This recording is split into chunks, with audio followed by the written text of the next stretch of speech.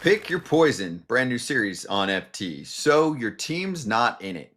Who do you root for? We're going to highlight certain franchises and talk more about the organization and the people around them and see if you're going to buy into rooting for them. We're going to start with the team that had the best record in baseball this year, and they have never put together a World Series title.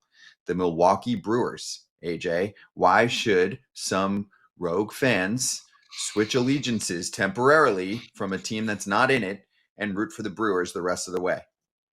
Let me think about this here for a second. Because they're fun as hell to watch, and the crowd is awesome, and they have the craziest manager in the game, crazy like a fox though. And Pat Murphy says things, does things that are a little bit off base, but his players get them. And if you talk to him, he really knows baseball.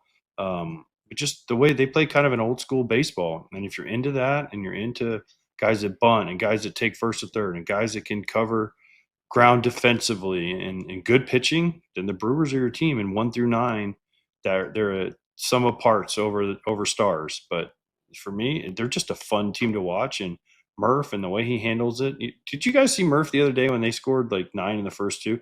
They showed him in the dugout, and he just had that little, I hate to say this, little crap eating grin where he was just like, first time ever, you never see Murph smile during a game, but he just had that little grin. And then Craig Counsell was over in his dugout just stressing. So I just think they're a fun team to watch, and Murph is great. And they got some gimmicks, but they make them work.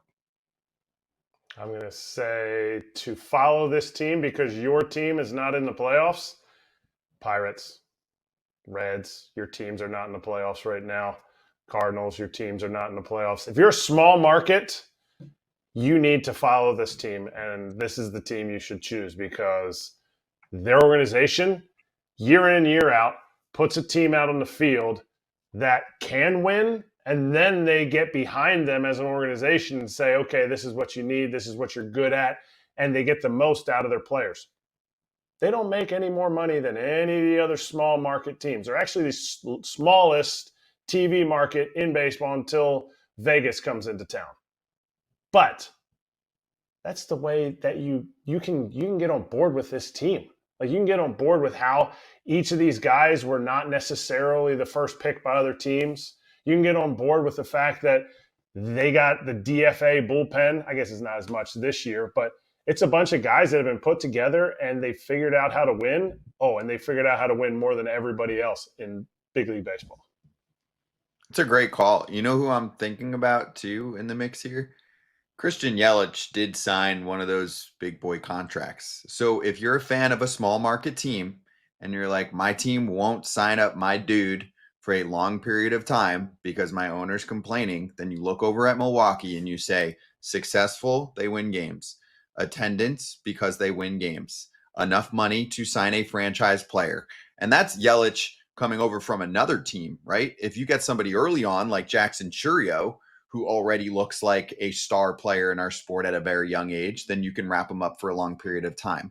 I think the Brewers make many other fan bases jealous, AJ. They even make big market owners very jealous. Why? Because then they turn to their front office executives and say, how come they're doing that with this? And you guys get all of the resources and you can't beat them. See David Stearns and the Mets at the present moment. Steve Cohen had to send out a apology letter after they didn't make the postseason. By the way, it looks like there's a lot of rims behind me, doesn't it, with all the doors? But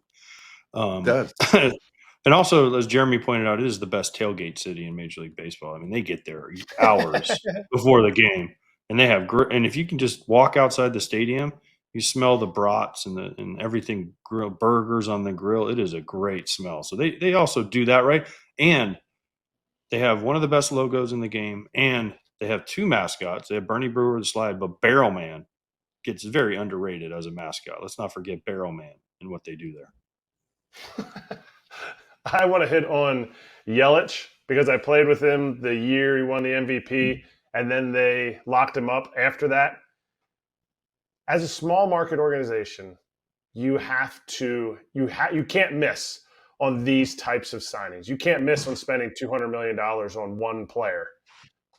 So to me, it's all about how that player is going to act when things are good and when things are bad. And Christian Yelich couldn't be somebody who is more every single day ready to prove that this contract wasn't a fluke. It wasn't a fluke. Wasn't something that he shouldn't have gotten. So when your small market doesn't want to lock up a guy like Christian Yelich, you're losing so much value for the organization.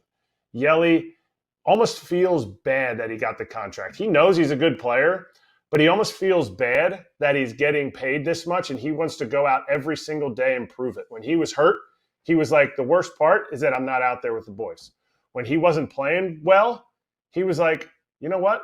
It's okay. I'll turn it around because I'm out there every single day, and they can see that I'm not 100%, but it means more to be out there every day and playing with the boys. And now he's fully healthy, or as fully healthy as Christian Yelich needs to be.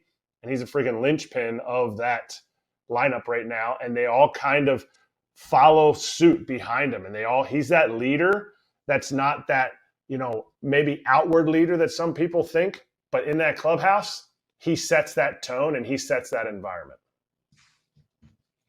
I'll also give credit to the team for valuing their broadcasters. They have some really good broadcast talent, and they stick around there clearly for a reason. Brian Anderson, Jeff Levering, and the legend in a class of his own, Bob Uecker, who was a brilliant game caller, a brilliant ambassador of our sport, funny as hell. And look, he spends a good chunk of his life calling Milwaukee Brewer games. So there is a love. I mean, if you haven't been to a game out there, and I would definitely advise it. It's a really fun experience. The people that you're around from a fan base perspective are special. So it makes sense. And it's not like we're just, doing the Milwaukee Brewers Kool-Aid drinking session here right now, AJ. We're going to do this for some other teams as well. But I think this is a good way to look at things. Oh, and they're easy to work with. Mike Vasallo, their PR guy, is great, even though he doesn't show up sometimes because he had his appendix out. Like, come on, Vasallo, be better than that.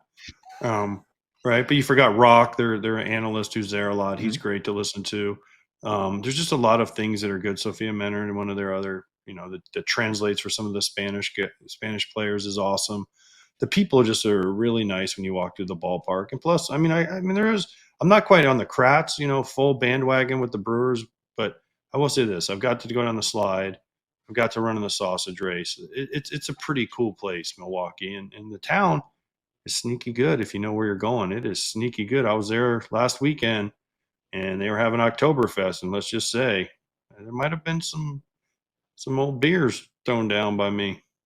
They have a few of those out there in Milwaukee. Mm-hmm. Yep. They got a lot of fests. Anyway. They got a lot of fests in Milwaukee. Concerts. Yeah. It's a sneaky great music scene too. Everybody goes to Milwaukee to do their concert. Mm-hmm. That's true. And sneaky good golf too, by the way. Sneaky good golf. For a little longer, and then no. Yeah, but I'm not there in the winter, so I don't really care about the snow. That's true. Tough winter. Yeah, they don't have a great football team. I'm not a big fan of their football team, but the rest of it's pretty cool. If you like this segment, let us know in the comments, and if you want us to bring up another team in the postseason mix, then we can do that. FT fam, another reason why you should love Arena Club is the grading system. So you recently pulled a slab pack, and then you said, hey, it's not graded. Grade it for me. They gave you an 8.5 out of 10 on your auto Whitey Ford card. And then they show you all the details of the grading system. It's very interactive within the app. And then you're done. If you want to sell the card or you want to know what it's worth, you've got it. It's like getting taken to school on cards. And I think that's the coolest part of it. If you're young or old, you understand, hey, this is how it gets deciphered all the way through. It shows you the numbers and how they went through it. I think that's the coolest part about this whole thing. And then you can keep it traded or sell it, do whatever you want. And it's so much more efficient to do this through Arena Club. Whether you're ripping a pack, there's the slab packs, buying a card, selling a card, grading a card. It's all there for you. We talk about it all season long. arenaclub.com/FOUL is where you can go to give it a shot. 20% off your first card purchase. arenaclub.com/FOUL. Use the code FOUL at checkout and get 20% off